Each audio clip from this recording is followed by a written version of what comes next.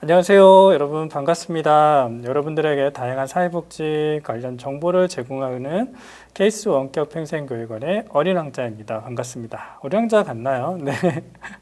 어린왕자 컨셉으로 여러분들이 궁금한 점들을 도와주고자 오늘 이렇게 방송을 하는데요. 자, 오늘은 좀 창업을 주제로 나도 창업할 수 있을까? 네, 복지를 가지고 창업할 수 있을까? 조금 생소할 수 있는 그런 물음표일 것 같은데 창업과 관련된 여러분들이 궁금한 사항들을 제가 답변을 드리고 해결해주는 그런 시간들로 꾸며보도록 할게요.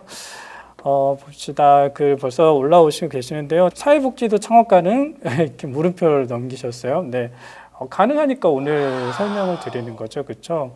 창업이라는 게 사실은 꼭 무슨 뭐 치킨이나 뭐 카페나 이런 것만 가능한 건 아니잖아요. 사회복지도.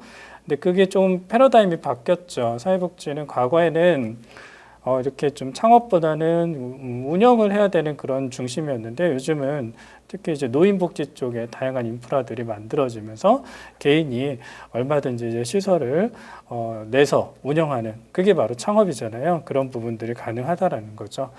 특히 장기요양보험법과 관련해서 여러분들이 아마 궁금해할 거예요. 가장 많이 궁금한 게 노인복지 쪽일 거예요. 그래서 구체적으로 그와 관련해서 질문해 주시면 좋을 것 같아요. 창업 형태를 물어보셨어요. 네, 사회복지는 창업을 하기 이전에는 대부분 위탁을 하는 건데요. 창업을 하려면 뭔가 사회복지 시설을 하려면 법인이 있어야 되는 게 맞거든요.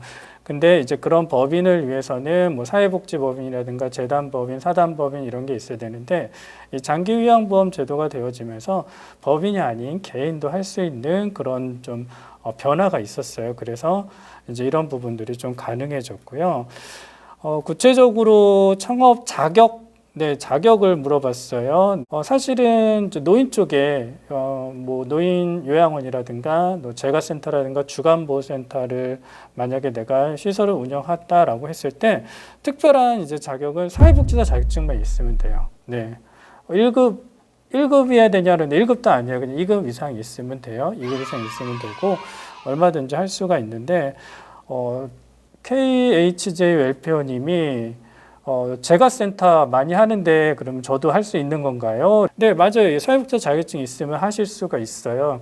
물론 이제 하시려면 시설에 대한 설치, 허가 신고를 받아야 되잖아요. 그렇죠?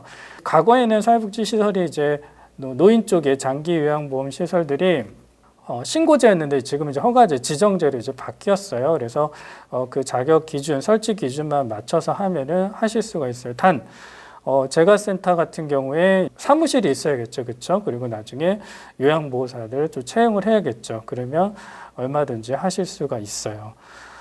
미라클님이 그럼 요양원도 운영할 수 있냐라고 이렇게 물어보셨는데 요양원은 이제 두 가지가 있어요. 이제 9인 이상, 9인 이하냐, 9인을 초과하느냐. 그래서 9인 이하 시설은 우리 이제 공동생활가정이라고 이렇게 얘기하죠. 이제 여러분들 아마 실습하셨던 분들은 많이 하셨을 거예요. 그렇죠? 여기는 되게 요양원이 조그만해.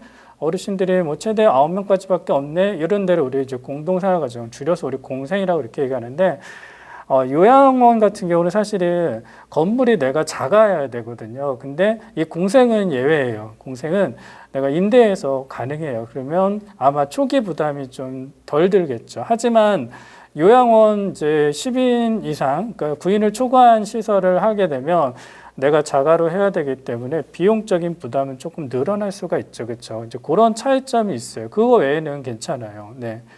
그리고 주간보호센터도 가능하냐고? 예, 마찬가지. 주간보호센터도 마찬가지예요. 주간보호센터도 네, 제가 시설이기 때문에 네, 주간보호센터도 얼마든지 가능해요. 네.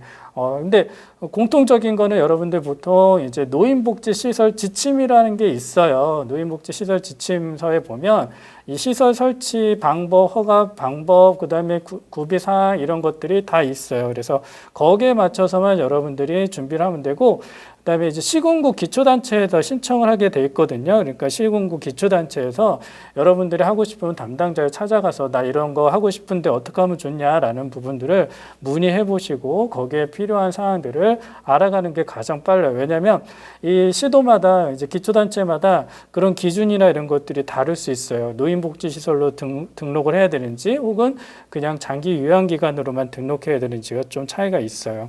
어쨌거나 이제 여러분 충분히 이제 창업도 할 수 있다. 네. 그런 좀 말씀을 좀 드리고 싶고요.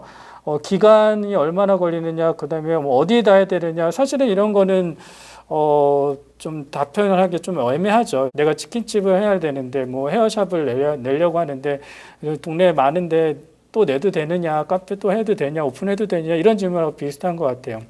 여러분들이 좀 지역을 좀 살펴보고 필요하다라고 하면은 얼마든지 할 수 있을 것 같고, 경쟁력은 충분히 여러분들이 준비만 잘 되면 할 수 있다라는 생각이 되어집니다.